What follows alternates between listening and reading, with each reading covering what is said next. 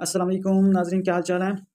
उम्मीद है कि आप ठीक होंगे। आज हम आपके लिए एक लेके आए हैं मैदे की तेज़ाबियत के हवाले से एक छोटा-सा एक पोस्ट है जो आपके लिए शेयर कर रहे हैं ताकि आपको इससे फ़ायदा हो। और ऐसे अफ़राद जिनके मैदे में तेज़ाबियत की अक्सर शिकायत रहती है और इसकी बहुत सारी वजूहात हो सकती हैं कि हम जिस तरह की नाकिस ग़िज़ा खा रहे हैं, जिस तरह की तली हुई चीज़ें खा रहे हैं और बेतहाशा खा रहे हैं, अगर हम सुन्नत नबी सल्लल्लाहु अलैहि वआलिहि वसल्लम पर अमल करें तो बहुत सारे अवारज़, बहुत सारे मर्ज़ से, मराइज़ से हम महफ़ूज़ रह सकते हैं। वो क्या है कि भूख रख कर खाना खाना चाहिए, एक हिस्सा भूख रख कर खाना चाहिए और बहुत ज़्यादा हम उसको ओवरलोड कर लेते हैं, मुर्गन ग़िज़ाएँ खाते हैं जिसकी वजह से हम इस तरह के मसाइल का शिकार होते हैं। तो आइए देखते हैं यहाँ पर कुछ स्टेटमेंट लिखी हुई है। वो ऐसे अफ़राद जिनको मैदे में तेज़ाबियत की अक्सर शिकायत रहती है तो इन्हें चाहिए कि रोज़ाना सुबह-शाम दिन में 1 मरतबा मौसम्मी के जूस का इस्तेमाल करें। इससे मैदे की तेज़ाबियत दूर होती है और बदनी फ़ज़लात पेशाब के ज़रिए ख़ारिज हो जाते हैं। मौसम्मी का पौधा जो अक्सर लोग ज़ाया करते हैं, कह देते हैं दायमी कब्ज़ का बेज़रर शाफ़ी इलाज है। अमूमन हम देखने में आया है कि बहुत सारे लोग जो है